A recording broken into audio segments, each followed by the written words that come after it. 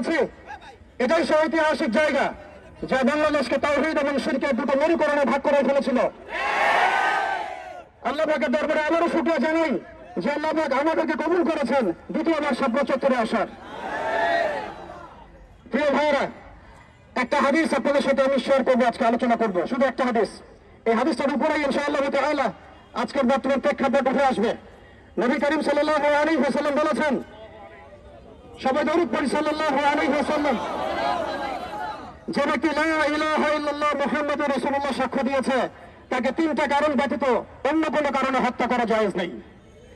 তার প্রথম কারণটি হচ্ছে বিবাহিত ব্যক্তি যদি ব্যভিচার করে। আপনারা যদি আজকের এই ব্যালটটার দিকে তাকান, একজন ব্যক্তির নাম উঠে আসবে, সে ব্যক্তি শুধু ব্যভিচার করে নাই, বরং ধর্ষণ করেছে।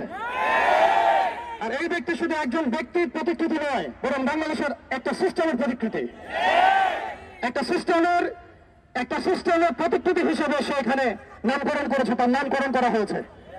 দ্বিতীয় কথা হচ্ছে, যে ব্যক্তি আল্লাহ এবং তার রাসূল মুহাম্মদ সাল্লাল্লাহু আলাইহি ওয়াসাল্লামের শানে কটূক্তি করবে, সেই ব্যক্তি মুরতাদ হয়ে যাবে, হত্যাযোগ্য অপরাধ করেছে।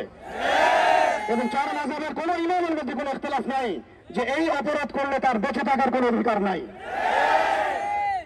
তৃতীয় কথা হচ্ছে, যদি কোনো ব্যক্তি হত্যার বদলে হত্যা করে, অর্থাৎ নিরপরাধ ব্যক্তিকে যদি কেউ হত্যা করে, তাহলে তাকে হত্যা করতে হবে। এটা কিসাস। এই কিসাস এই বেলার মধ্যে লিখিত নামের মধ্যে জড়িত আছে।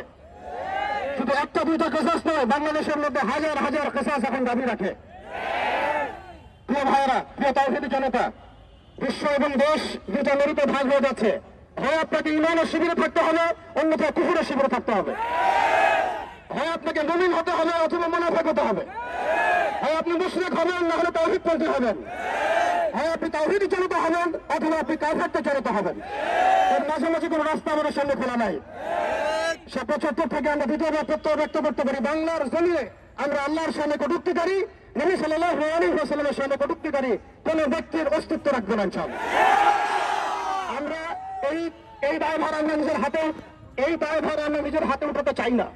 আমরা চাই আমাদের প্রশাসন, আমাদের কর্তৃপক্ষ, আমাদের সরকার, আমাদের ঊর্ধ্বতন কর্তৃপক্ষ তারা নিজেরা উদ্যোগ নিয়ে ব্লাসফেমি আইনের মাধ্যমে এই দ্রুত বিচার বাস্তবায়ন করবেন।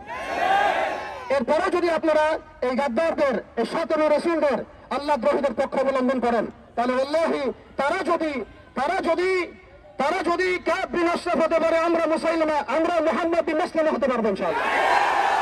তারা যদি কাব বিন আশরাফ হতে পারে, আমরা মুহাম্মদ বিন মুসাইলামা হতে পারবো ইনশাআল্লাহ। তারা যদি ইবনে খাতাল হতে পারে, আমরা কাবার গেলাস ধরা ঝুলন্ত অবস্থায় তাকে হত্যা করতে পারবো ইনশাআল্লাহ।